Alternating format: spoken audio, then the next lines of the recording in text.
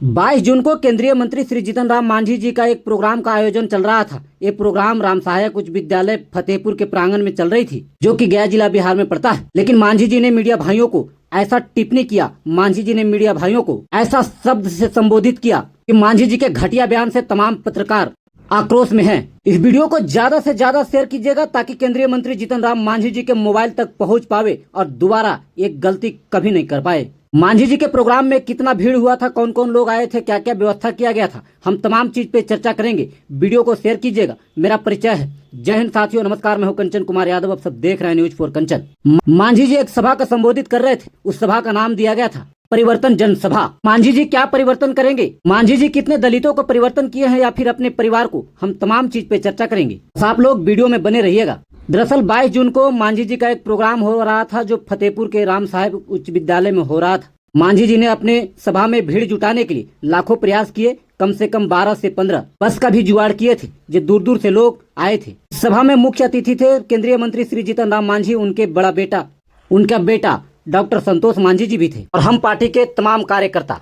मांझी जी NDA में शामिल होने से पहले मोदी जी और नीतीश कुमार को भर भर के गाली दे रहे थे। वही जीतन राम मांझी जी आज लालू परिवार को कोसते नजर आए। मांझी जी अपने 15 मिनट के भाषण में न तो स्वास्थ्य पे बात किए, न तो विकास पे। मांझी जी ने अगर कोई बात किया है तो खाली भूया, मुसर, दलित समाज, जात पात, यादव और सिर्फ आरजेडी पे। मांझी जी अपने मगही भाषा में दलित समाज को संबोधित कर रहे थे, उनको हंसा रहे थे और उनको बरगला भी रहे थे। उनको कह रहे थे कि कैसा शिक्षा मिलना चाहिए। उन लोग को बता रहे थे, चाहे भंगी का बेटा हो, चाहे अधिकारी का बेटा हो, चाहे प्रधानमंत्री, चाहे कोई मंत्री का बेटा हो, सबका शिक्षा एक समान होनी चाहिए, सबको सरकारी विद्यालय में पढ़ना चाहिए। तो मांझी जी से हम पूछना चाहते हैं, आपका बेटा डॉक्टर संतोष मांझी जी डॉन बॉस्को स्कूल में कैसे पढ़ाई किए? आपका बेटा संतोष मांझी जी कोई सरकारी विद्यालय में क्यों नहीं पढ़े? ये नेता लोग भी बहुत अजीब गरीबों बताते हैं और अपने समाज को बरगलाते हैं, अपने समाज को कैसे कैसे बातों में फंसाते हैं, उलझाते हैं। लेकिन सच बात तो यह, अपनी बात आती है तो बड़े बड़े स्कूल, बड़े बड़े विद्यालय, बड़े बड़े प्राइवेट संस्थानों में अपना बच्चों को पढ़ाते हैं और गरीब दलित बच्चों को बरगलाते हैं और कहते हैं कि सबका शिक्षा एक समान होनी चाहिए। जीतन राम मांझी जी ने तेजस्वी यादव को अनपढ़ बताया। उनका बहन रोहिणी और मीसा भारती को भी एजुकेशन पे सवाल उठाया। उन्होंने कहा, मेरा बेटा और दामाद बहुत पढ़ा लिखा है, इसलिए मैंने अपना दामाद को एक विशेष संस्थान को सचिव बनाया है और अपना बेटा को कैबिनेट मंत्री। सोचिए, अगर आप लोग दलित समाज को वीडियो देख रहे हैं तो आप लोग से भी हम कहना चाहते हैं, जानना चाहते हैं, पूछना चाहते हैं, क्या मांझी जी अपने बेटों को नहीं बनाकर क्या कोई दलित के समाज का बेटा को नेता नहीं बना सकते थे? क्या मांझी जी ने अपने दामाद को एक विशेष संस्थान का सचिव बनाया है? तो मांझी जी से पूछना चाहते हैं, क्या आपके दामाद से बेहतर कोई दलित समाज का लड़का पढ़ा लिखा नहीं था क्या, जो अपने दामाद को विशेष संस्थान को सचिव बनाने की जरूरत पड़ी? मांझी जी से भी हम पूछना चाहते हैं, क्या आपके बेटे डॉक्टर संतोष मांझी जी से ज्यादा कोई पढ़ा लिखा नहीं था क्या, जो अपने पार्टी में किसी को नेता मंत्री नहीं बना पाए? मांझी जी लालू परिवार को कहते हैं परिवारवाद पार्टी है, जबकि लालू प्रसाद यादव ने काफी ऐसे दलित समाज के लोग हैं जिनको नेता मंत्री पहले बनाए हैं, बेटा लोग के बाद में। लेकिन मांझी जी का ऐसा नहीं है। मांझी जी खुद मंत्री है, उनका बेटा बिहार में कैबिनेट मंत्री है, उनका बहू विधायिका है, उनका समधिन विधायिका है। आरोप लगाते हैं आरजेडी पार्टी पे कि आरजेडी पार्टी परिवारवाद पार्टी है। तो सोचिए कि जीतन राम मांझी जी का हम पार्टी परिवारवाद नहीं तो क्या है?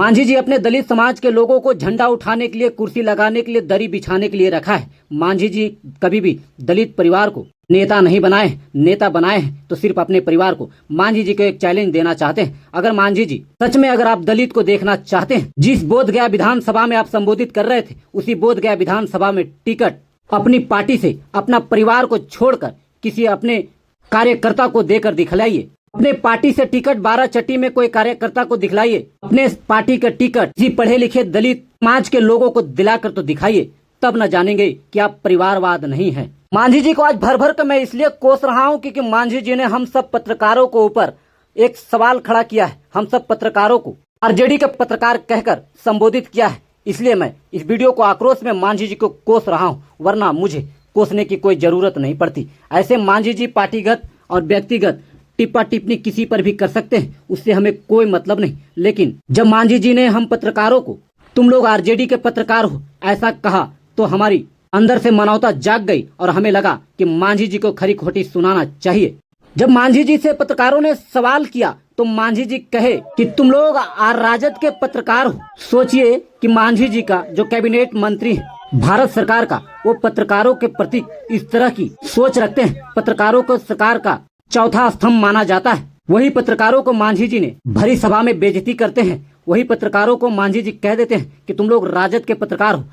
ये बयान सुनकर अपने आप को पत्रकार मानते हैं वो तिलमिला उठे होंगे। मांझी जी के बयान से दो ही लोगों को बुरा नहीं लग सकता है, एक तो अपने आप को जो राजद के पत्रकार मानते हो, दूसरा मांझी जी के चटुकार मानते हो। ये दो पत्रकारों को कभी मिर्ची नहीं लगेगी। जो अपने आप को स्वतंत्र मानते हैं मांझी जी के बयान से स्वतंत्र पत्रकारों को आक्रोश होना लाजमी है। और अगर भीड़ की बात की इनके सभा में कितना भीड़ हुआ था, हम भीड़ पर भी टिप्पा टिप्पणी नहीं करना चाहते थे, लेकिन अब हम करते हैं। अगर आप भीड़ की बात करना चाहते हैं तो इतना भीड़ शिव चर्चा में हो जाता है। अगर माइक लगाकर जगह जगह पर गांव गांव में जाकर आके कह दीजिएगा कि फतेहपुर कन्या उच्च विद्यालय में, फतेहपुर राम सहायक उच्च विद्यालय में फलने तारीख का शिव चर्चा का आयोजन किया जाएगा, तो इससे ज्यादा भीड़ देखने को मिलेगा। जीतन राम मांझी जी के बयान से, जीतन राम मांझी जी के संबोधित से पहले 25% भीड़ उठ चुकी थी, जिसका मैं लाइव में भी दिखाया हूं कि कैसे सामने से कुर्सी खाली हो रहे थे। वो भीड़ उठ रहा था जो अपने बलबूते पे मांझी जी को सुनना चाहते थे, देखना चाहते थे। वो लोग मांझी जी के सभा संबोधित से पहले उठकर चले गए। बाकी 75% भीड़ मजबूरी में जो आया था, जो बस से आया था, वो मजबूरी में ही बैठा रहा। मांझी जी के तमाम कार्यकर्ता लिट्टी समोसा रसगुल्ला और बिस्लेरी का मजा लिया, लेकिन इनके खाड़े पे लाए हुए लोग धूप की गर्मी में भूखे और प्यासे बैठे रहे।